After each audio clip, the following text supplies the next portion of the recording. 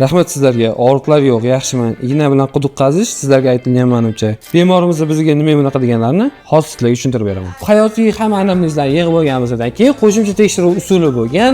Uchida KLKTga jo'natganimizda ildizlarning uchida juda ko'p yirinash jarayonlari borligi, biz buni ilmiy tilda radikulyar kistalar deb ataymiz. Xo'p, bular asosan nimadan kelib chiqadi? Tishlarning plombasi yaxshi emasligidan yoki vaqtida to'g'ri muolaja qilinmaganda, og'iz gigiyenasi yaxshi bo'lmaganidan kelib chiqadi.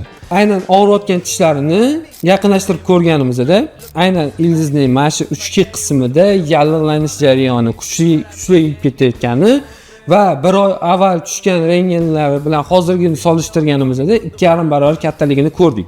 Va biz bunga qanaqa yechim berdik? Birinchi o'rinda mana shu suyagini ochib kirib, yiringlik jarayonlarning barchasini olib tashlab, ildiz uchidan biroz qismini kesib tashladik.